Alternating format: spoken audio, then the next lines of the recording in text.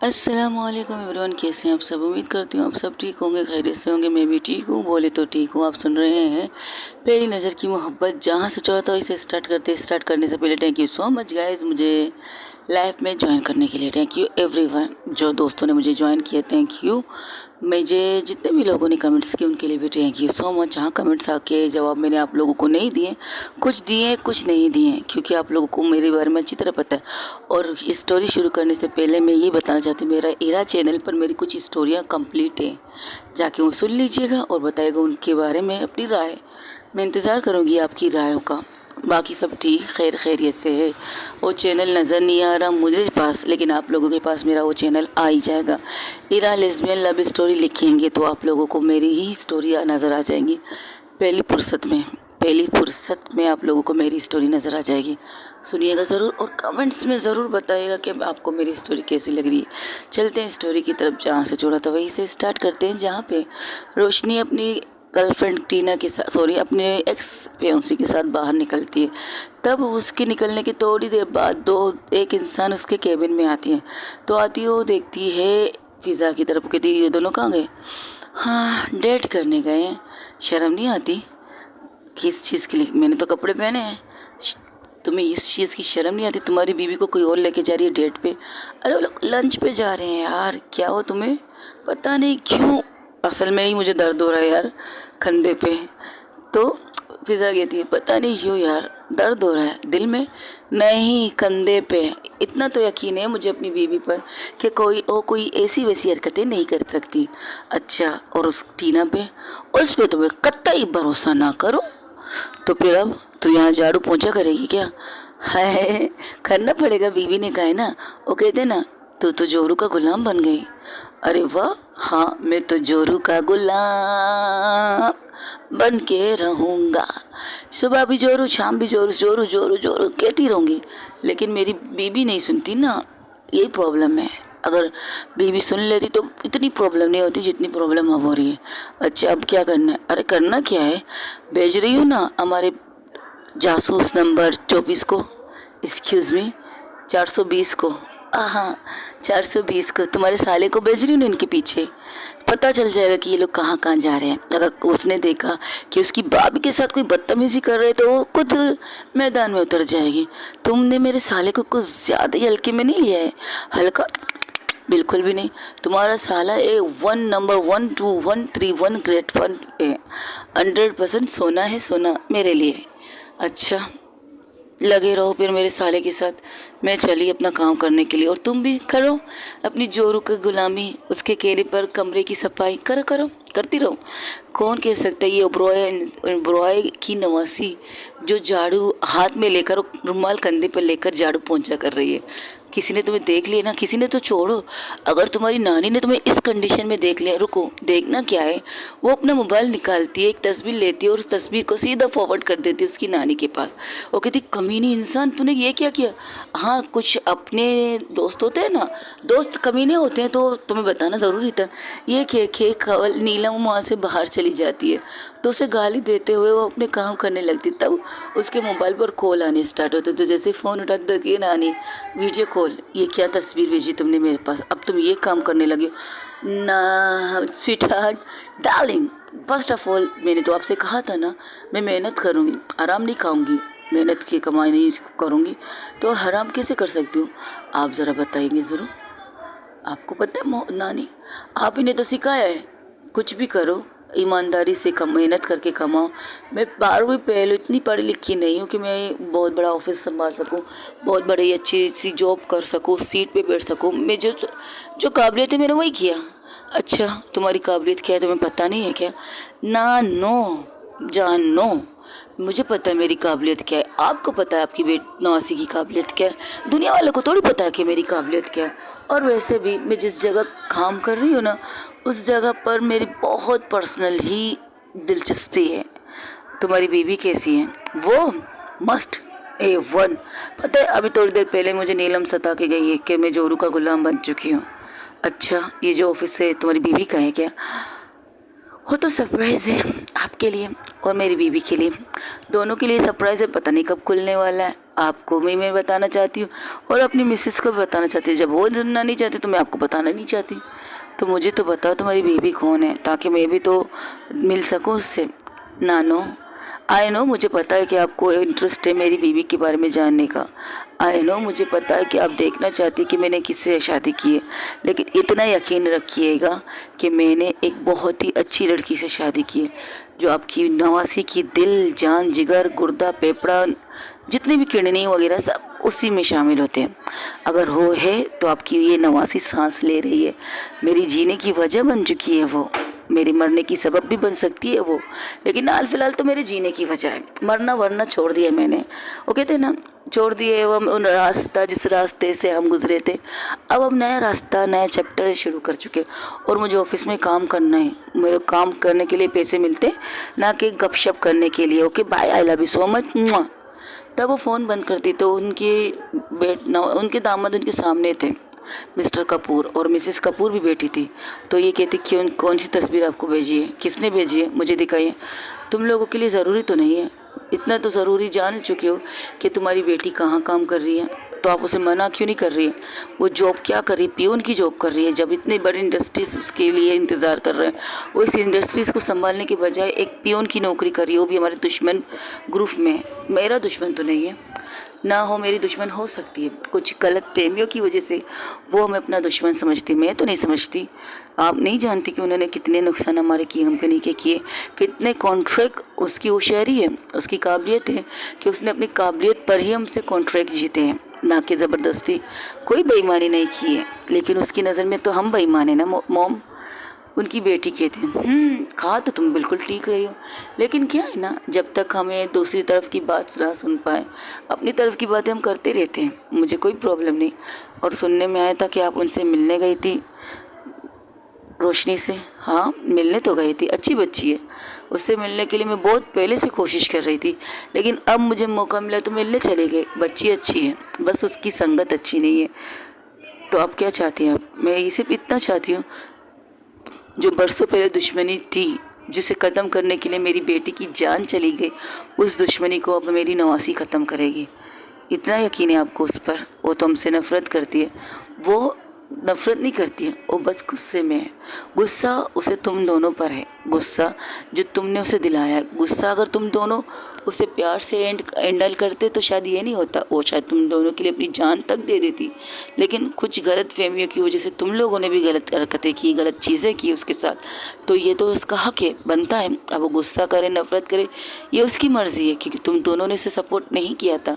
मेरी बेटी ने खुद से उसे सपोर्ट नहीं किया था। पहले बचपन में उसकी जान हुआ करती थी, उसे अपनी जान की दुश्मन बना के बैठ गई थी। अपनी नफ़रत की वजह से उसने अपनी प्यारी सी बांजी को अपने आप से बांजी को अपने आप से दूर कर लिया। अपनी बहन की आखिरी निशानी को, उस बहन की आखिरी निशानी को जिससे वो बेतनाशा प्यार करती थी, उसकी जान हुआ करती थी, उसकी बहन और उसकी बेटी। लेकिन अब देखो, ना बहन है ना उसकी बेटी है। ऐसे ही ज़िंदगी गुजारनी है क्या? मुझसे गलती हो चुकी है, मैं अपनी गलती की कई बार माफ़ी मांग चुकी है मम्मा। जिस इंसान से तुम्हें माफ़ी मांगना है वो तो रहा ही नहीं, वो तो है ही भी नहीं, और जो है वो तुमसे बात करना भी नहीं चाहती। अगर गलती तुम्हारी थी तो तुम्हारे साथ सपोर्ट, गलती इसकी भी थी। अपनी बीवी के मरने के बाद उसने तुम्हें टाइम नहीं दिया। हाँ, अपनी बीवी के जाने के बाद उसने खुद को तोड़ दिया था, लेकिन तुम उसको बस संभाल सकती थी और तुमने संभाला। लेकिन तुमने सिर्फ इसे संभाला, अपने हस्बैंड को, अपनी बेटी को नहीं संभाला। तुमने अपनी जान को नहीं संभाला, जो तुम दोनों एक दूसरे को जान जिगर कहते थे। आज वो जान अपनी जिगर से बात नहीं करना चाहती। ये रिश्ता मुझे पसंद नहीं आ रहा। मैं अपनी घर की वो खुशियाँ देखना चाहती थी, तो पहले थी मेरी बेटी की वजह से, और मेरी दूसरी बेटी की वजह से सारी खुशियाँ बर्बाद हो चुकी हैं। पता नहीं कितना वक्त है मेरे पास, बस एक तो आखिरी सांस जब मैं लूँ ना, तो मैं अपनी इस फैमिली को भरपूर देखो, बस यही ख्वाहिश है मेरी। वो वहाँ से उठ के निकल जाती है। हाँ, वो लंच टेबल पर नाश्ता कर रहे थे, तब वो सर झुका लेते, उनकी आंखों से भी 2 आंसू निकलते। तो उनके हस्बैंड आके उसके साइड रख के कर कहते हैं, हम जो गलती कर चुके हैं उसे सुधारेंगे ज़रूर, वक्त आने पर। थोड़ा टाइम उसे दो, थोड़ा टाइम हमें दो। कब तक टाइम दो? उसे देखते हुए तरस गई हो, उसके मुंह से जानी सुनते हुए तरस गई हो। कितने साल हो गए, जब समझ में आया तो सब कुछ मेरे हाथों से निकल गया। बस किसी के कहने पर मैंने अपनी बच्ची को खुद से दूर कर दिया। वो इतनी नफ़रत करती है, मेरी शक्ल तक नहीं देखना चाहती। जहाँ मैं जाती हूँ वहाँ से वो हट जाती है, इतनी नफ़रत करती है मुझसे। और उससे हक करके रोने लगती है। तब वहाँ पर उनके 2 बच्चे बैठे थे। दोनों एक साथ आके अपनी मम्मा को हक करके कहते, डोंट वरी मम्मा, दी अच्छी है, दी बहुत ज़्यादा अच्छी है, वो आ जाएंगी, कभी ना कभी तो आ जाएंगी। तुम लोग स्कूल नहीं गए हो? हम तो जाने वाले थे, लेकिन आप रो रही है तो हम आ गए वापस।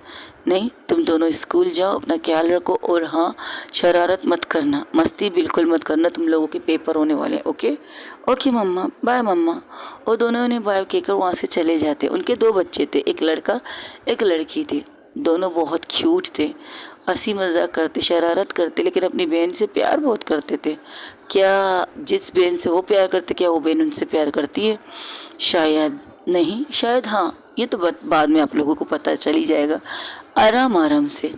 तो वही दूसरी तरफ जहाँ पर रोशनी अपनी गर्लफ्रेंड के साथ गाड़ी में बैठती है, तो उसकी गर्लफ्रेंड कहती, वो एक्स फ्योंसी कहती है, तो कहाँ जाना है? तो कहती है, फ़िलहाल तो मुझे हॉस्पिटल जाना है। हॉस्पिटल क्यों? वो क्या, नाना दादी को होश आ चुका है। क्या? वो व्हाट अ प्रेजेंट सरप्राइज, दादी जी को होश आ चुका है। दादाजी ने कॉल करके बुलाया है, तो हम वहीं पर जा रहे हैं। ओके, तो तुमने वहाँ से क्यों कहा कि हम लोग लंच करने जा रहे हैं? बस मुझे उसे कहना था, उससे ज़्यादा कुछ नहीं। चलो कोई बात नहीं, मैं गाड़ी को मोड़ती हूँ। लेकिन उसके चेहरे पर एक अजीब सी परेशानी आ चुकी थी, तो अपने मोबाइल को लेती है, एक मैसेज करती है। एक मैसेज करने के बाद वो अपने मोबाइल को लेती है, गाड़ी को यू टर्न ले लेती है। तब रोशनी के साथ जो इबाद का भाई अटैच था, मतलब इबाद नाम है उस लड़के का, तो वो मैसेज करता है, उन्होंने गाड़ी होटल के रास्ते की बजाय कहीं और टर्न कर ली है, पता नहीं कहाँ जा रहे हैं, तो तुम उन्हें फॉलो करो ना। किस लिए तुम्हें उनके पीछे भेजा इबाद? ओके ओके, रिलैक्स, मैं फॉलो कर रहा हूँ, आप परेशान मत होइए, भाभी के साथ कुछ गलत नहीं होगा, मैं उनके साथ हूँ, मुझे पता है, मैं अपना काम कर रही हूँ, मुझे काम करने दो। और झटपट से उस कमरे को पूरी तरह से क्लीन एंड क्लियर करके, उसकी हालत ऐसी थी जैसे एक नौकर की होनी चाहिए। वो कहती, हश, इतना मेहनत करना पड़ता है भाई, मेरी बेबी तो कुछ ज़्यादा ही मेहनत करवा रही है मुझसे। वही दूसरी तरफ जहाँ पर उन हॉस्पिटल में एक इंसान आता है, उस रूम में सिवाय पेशेंट के और कोई नहीं था, बस पेशेंट थी जो आंखें खोल के उसे देखकर एक पल के लिए कुछ कहना चाहती थी। तो उसके पास आके कहता है, रिलैक्स आंटी, रिलैक्स, इतनी भी जज्बाती मत होइएगा, बहुत दिनों बाद आपको होश आया है।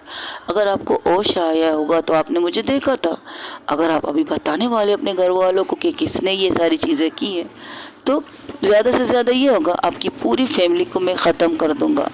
मैं परसों से इस कंपनी इस चीज़ों के पीछे पड़ा हूँ, लेकिन मुझे मिला नहीं।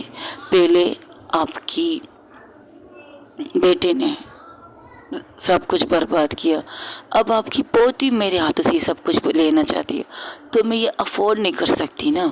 बरसों पहले की दुश्मनी ख़त्म करने चली थी ना मिसिस कपूर, उनके अंजाम देखा, उनके अंजाम के साथ आप लोगों का भी अंजाम हुआ, लेकिन इंजाम बेचारी मिस कपूर पर आ चुका था। थोड़ा सा सब्र कीजिए, अगर आपने अपना मुंह खोला, दूसरे दिन आपको यहाँ तो आप होंगी, लेकिन आपकी फैमिली से आपको कंधे देने के लिए कोई नहीं होगा। याद रखिएगा, अगर आपका मुंह बंद तो सब कुछ ठीक से चलेगा, अगर आपका मुंह खुला तो सब कुछ बर्बाद हो जाएगा। ये कहते हुए खड़ा हो जाता है। तब वहाँ पर उस कमरे में एक और ओल्ड इंसान आते, तो उसे देख कर कहते, अरे बेटा तुम यहाँ पर कैसे? वो मेरी बेटी ने, टीना ने कॉल किया था, क्या था कि आंटी को होश आ गया, तो सोचा क्यों ना गेट वो सुन कर उन्हें फूल दे दूँ, लेकिन संभल के, इस फूल में कांटे बहुत ज़्यादा हैं, गुलाबों में अक्सर कांटे होते हैं ना आंटी। तो सिर्फ इतना कहती, तो उसके हाथों से फूल लेती, तो उसकी अपनी वाइफ की तरफ देख कर कहती, तुम ठीक हो? है, ज़्यादा टेंशन मत लो, सब ठीक है, हमारी पोती भी ठीक है, इस एक्सीडेंट में सब कुछ बर्बाद होते होते रह चुका था हमारा, बस तुम कोमा में चली गई थी और हमारी बेटी को थोड़ा बहुत नुकसान हुआ था, लेकिन इसमें हमने अपने बेटे और बहू को खो दिया है उस कपूर फैमिली की वजह से। वो कुछ कहना तो चाहती थी, लेकिन अपना मुंह बंद कर लेते हैं। वही दूसरी तरफ जब भागते हुए उस केबिन में आती उनकी पोती रोशनी आते सीधे उन्हें हक कर लेती, उन्हें कस के हक करके रोने लगती। तब रोशनी के जो इबाद था उनका पीछे करते करते हॉस्पिटल की तरफ देखता है तो कि वो मैसेज करता है, भाभी जी हॉस्पिटल में आई है क्या? क्या हुआ उसे? मुझे नहीं पता, मैं तो अंदर जाने से पहले ही गार्ड ने रोक लिया, तुम मैं आ रही हूँ। ये कहकर वो अपना सारा काम छोड़ के वहाँ से निकल जाती। जैसे निकलती है तो नीलम उसके सामने आके कहती, तू कहाँ जा रही है? मुझे हॉस्पिटल जाना है। पता नहीं उसने उसके साथ क्या किया, शायद उसे कुछ लगा। मैं उसे देख कर आती हूँ।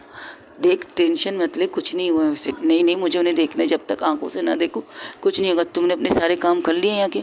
हाँ, मैंने सारे काम कर लिए, अब मैं चलती हूँ। ये कह के वो भागते हुए वहाँ से निकलती, अपनी बाइक ही लेती और सीधा हॉस्पिटल के एड्रेस तक पहुँच जाती जहाँ इबाद पहले से मौजूद था। इबाद की तरफ देखकर कहती, कहाँ है वो? किस रूम में गई? वो सामने वाले रूम में गई है। अच्छा। और ये कहते हुए भागते उस रूम के अंदर जाते, बिना नॉक किए हुए अंदर जाती है जहाँ पर सब बेटे बात कर रहे थे। लेकिन वो सीधा जाती है, रोशनी को पकड़ के खड़ा करती है, उसे सर से लेकर पाँव तक देखती है। कहती तो तुम ठीक हो? तुम्हें कुछ हुआ तो नहीं? तुम बिल्कुल ठीक हो ना? देखो, कहीं लगी हुई है। क्या उसने कुछ किया? क्या तुम्हारे साथ बदतमीजी की है? अगर उसने कुछ किया तो मुझे बताओ। मैं जस्ट शट अप। इसकी ये तुम्हारी क्या हरकत है? आट हटाओ करने से मेरे। तुम पहले ये बताओ, तुम ठीक हो या नहीं? तुम्हें मैं ठीक नहीं लग रही हूँ? सीरियसली, मैं तुम्हारे सामने खड़ी हूँ बिल्कुल ठीक ठाक और तुम मुझसे ये सवाल कर रही हो कि मैं